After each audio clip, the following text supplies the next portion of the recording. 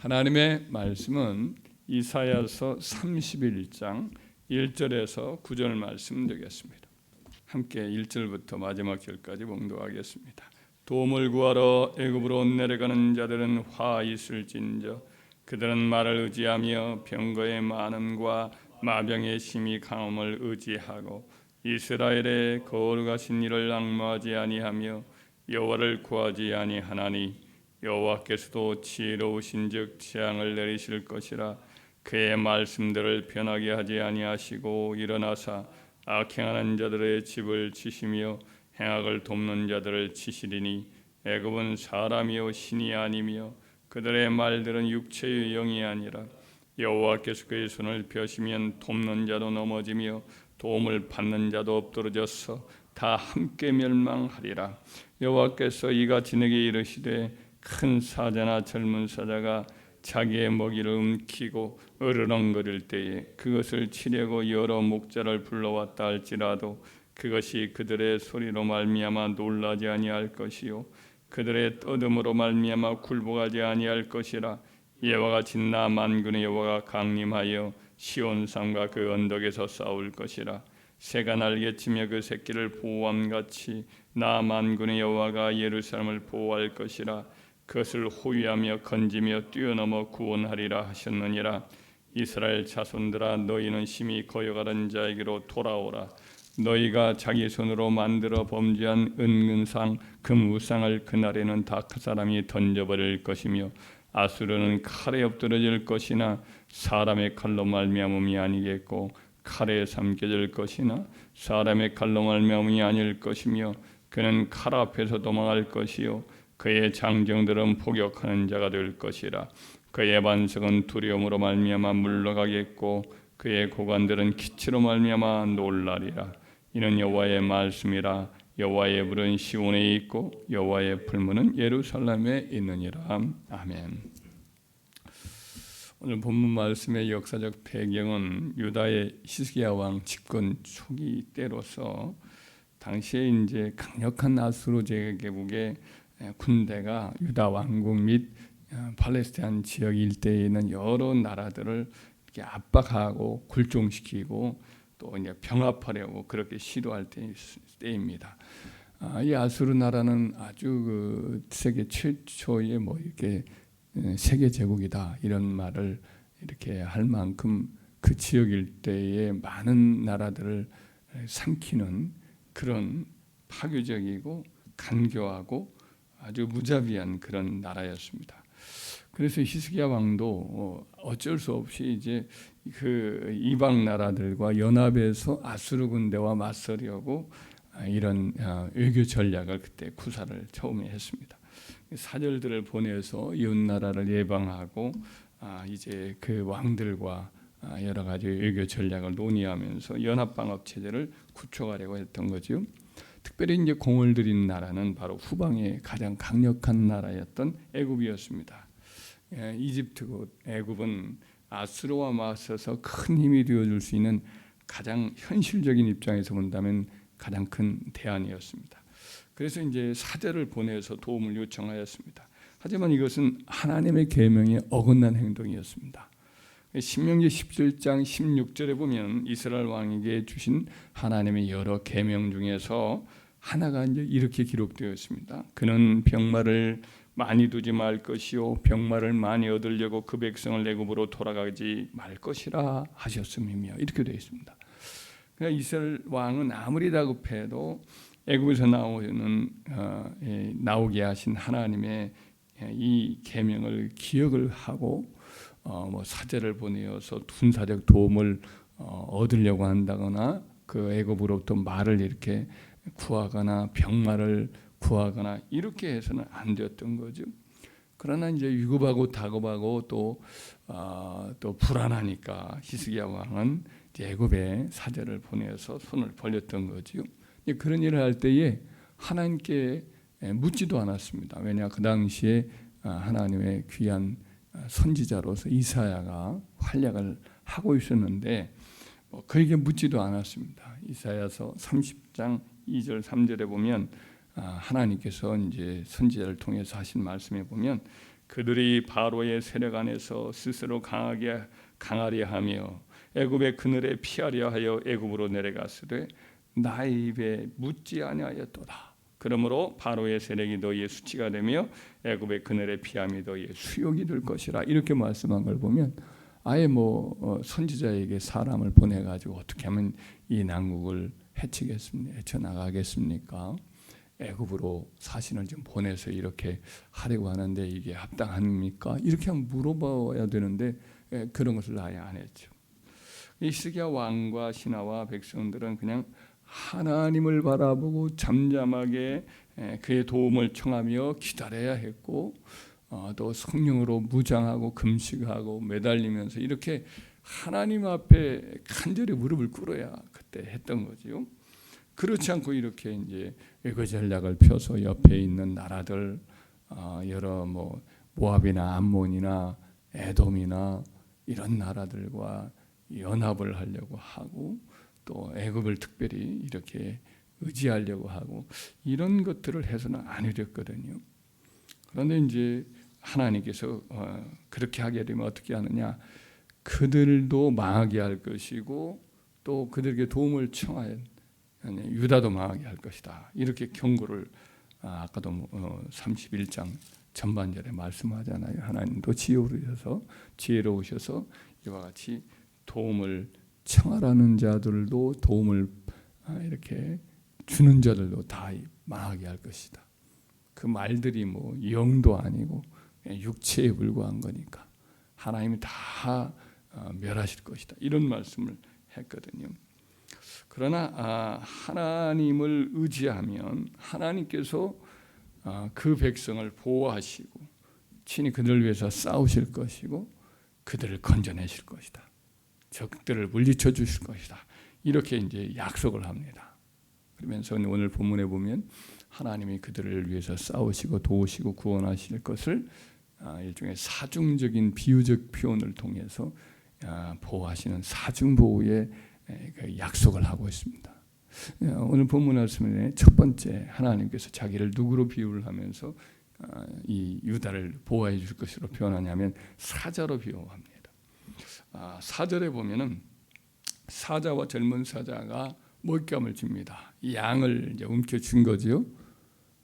이 목자들이 치는 양들 가운데 좀 뒤처진 것을 이렇게 붙잡아 가지고 이제 움켜쥐었습니다. 그러면 그 움켜쥐고 있을 때에 목자들이 여러 동료들에게 소리를 쳐 가지고 쫓아와요.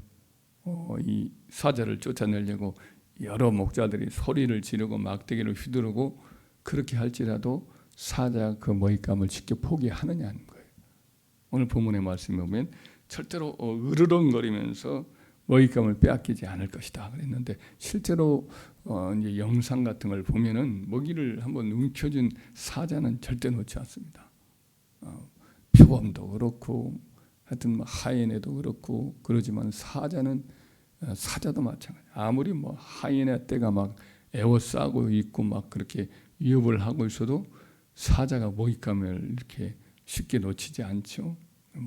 들소가 에워싸가 자기를 뿔로 받으려고 해도 먹잇감 안 놓고 끝까지 붙들고 있잖아요. 그러다 어쩔 수 없으면 도망치기도 하는데 이와 같이 하나님이 어떻게 하시느냐? 자기 백성을 위해서 끝까지 붙들고 지키고 놓지 않겠다는 겁니다. 시온산과 예루살렘을 딱 붙들어 놓고 그들을 위해서 싸우시겠다. 이렇게 약속을 합니다. 두 번째는 또 뭐라고 비유를 하냐면 어미새가 그 새끼를 위해서 싸우듯이 날개치면서 싸우듯이 그렇게 할 것이라고 또 비유를 해요. 자기를 어미새로 비유를 하죠. 5절에 보면 새가 날개치면 새끼를 보호함같이 하나님이 그 날개를 펴서 예루살렘을 보호해 줄 것이다. 이런 말씀을 합니다. 그럼 이유는 우리 주님도 이렇게 말씀을 종종 하시곤 했습니다. 누가복음 13장 34절의 말씀에 보면 예수님께서 예루살렘을 두고 안타까운 말씀을 하시는데 예루살렘아 예루살렘아 선지자들 죽이고 네게 파송된 자들을 돌로 치는 자여 암탉이 제 새끼를 그 날개 아래 몸같이 내가 너희의 자녀를 모리한 일이 몇 번이나 그러나 너희가 원하지 아니하였도다. 어렸을 때도 마당에 이제 병아리들을 봄날에 이렇게 이제 부화를 해가지고 이제 병아리들과 함께 암탉이 이렇게 마당에서 논일 때 보면 어떤 때 보면 고고고고고 이렇게 소리를 내면서 이렇게 병아리들에게 경고하는 소리를 낸 것을 한번 들은 것 같기도 해요. 뭐 공중에 보면 옛날에는 설개들이 많이 있었습니다. 설개들이 들판에 이렇게 맴돌아요. 뭐 그걸 봤는지 이렇게 암탉이 구구구구 하면 뭔가 경고하는 소리로 급하게 해요. 근데 뭐 영상을 이렇게 보면 정말 그런 경우가 봅니다. 독수리가 날라와 가지고 새들 병아리를 막 잡으려고 막 날라와서요. 그 날개를 펴면 막 엄청 큰 독수리가 와서 덮치려고 하는데 그 암탉들이 그냥 도망치지 않습니다.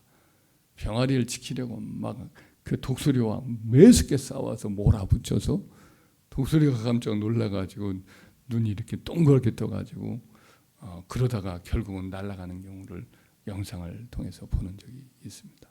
그러니까 참 어미새들은 참 새끼를 보면 엄마들은 강하잖아요. 여자는 약하지만 어머니는 강하잖아요. 그와 같이 하나님께서 그 새끼들을 보호하는 그 암탉과 그리고 어미새처럼 그렇게 하나님의 택한 백성을 예루살렘을 날개로 덮고 싸우시고 보호하신다는 겁니다. 또 세 번째는 칼로서 대적들을 치시겠다라고 말씀을 해요. 8절에 보면 칼에 의해서 유다를 압박하는 강력한 아수르 군대를 하나님께서 사람의 칼이 아니라 하나님의 칼로, 영적인 칼로 그들을 쳐서 다 무너뜨리겠다는 거예요. 실제로 이제 하나님께서 아수르 군대가 쳐들어왔잖아요. 사네립이라고 하는 이제 아수르 군대의 왕이 여러 이제 군사들을 이끌고 랍사게라든지 여러 군사 사령관 한 4명의 군대 사령관, 마치 일본이 우리나라를 임진왜란 때 쳐들어올 때 고니시라든지 뭐 가토라든지 뭐 여러 이제 일본의 장군들을 서로 일본의 그 여러 그 국내에서의 파벌들이죠. 그들을 경쟁시키면서 조선을 이제 치도록 동으로, 중앙으로, 서쪽으로 이렇게 해서 세 대부대로 이렇게 경합을 시키거든요.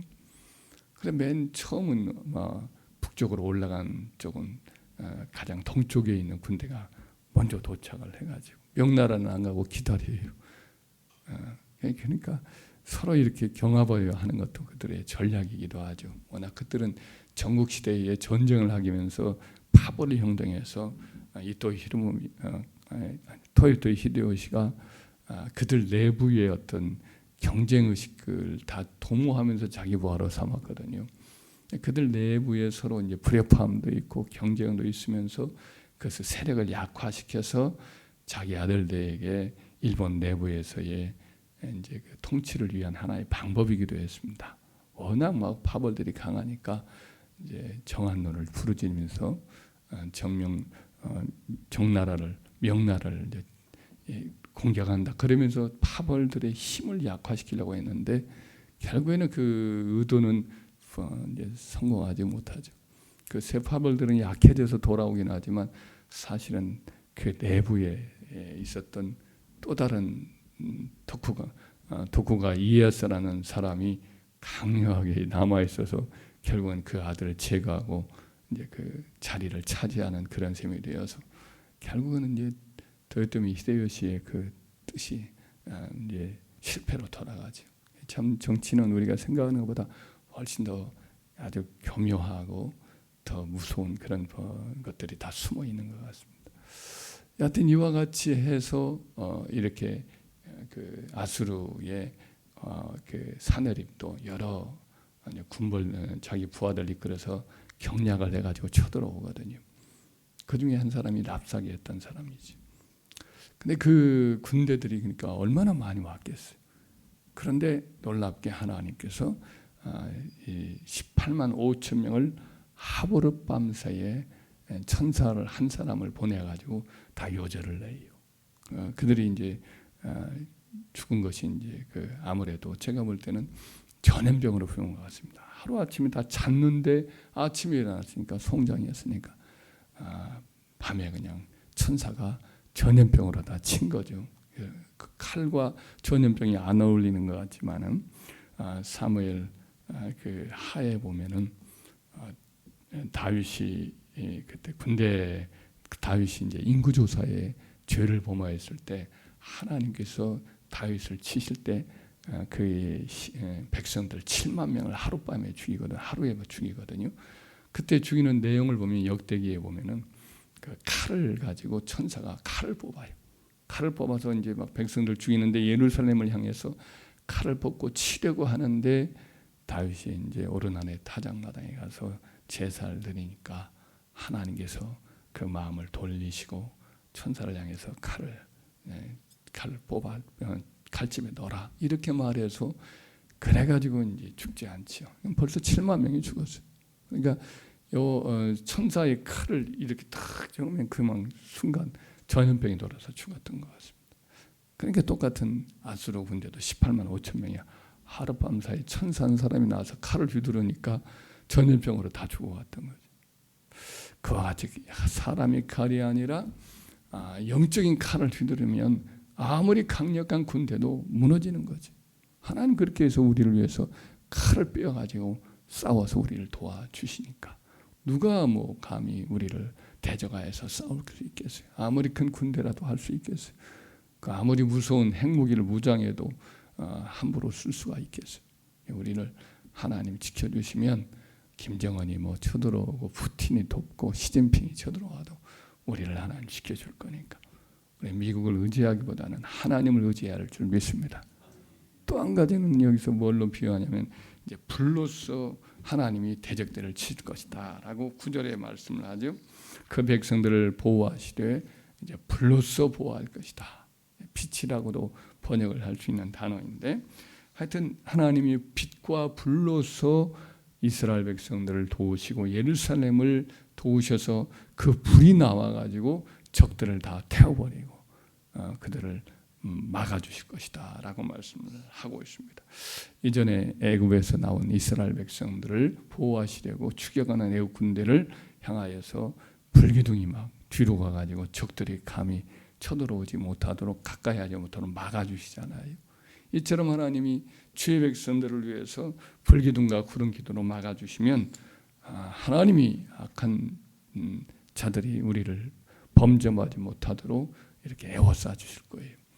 옛날에 그 어떤 선교사님이 이제 이방 선교사의 지역에서 선교를 하니까 그 지역의 토속 이 영들을 의지하고 이렇게 무당 노릇을 하던 그 악한 자들이 선교사를 죽이야겠다고 각오를 하고 이 야간에 이제 매복을 하고 있는데 선교사가 신방을 가고 있는데 죽이려고 들었더니 그 주위에 그 선교사를 에워싸고 보호하는 칼을 빼가지고 다니는 사람이 있더라는 거예요. 너무 무섭고 막 아주 강력한 보호하는 병사들이 있더라는 거예요. 그래가지고 나중에 벌벌 떨면서 선교사님에게 와가지고 어제 그렇게 가시는데 그 보호하는 군인들이 있더라고. 그 선교사님 혼자 갔거든요. 근데 천사가 나타나서 칼을 빼가지고 막 이렇게 호위하고 다니니까 그거를 이제 영적으로 보게 하신 거지. 지금도 마찬가지로 하나님 우리를 지켜주셔서 불칼을 가지고 이전에 뭐 에덴 동산에서 불칼을 가지고 들어오지 못하도록 막잖아요.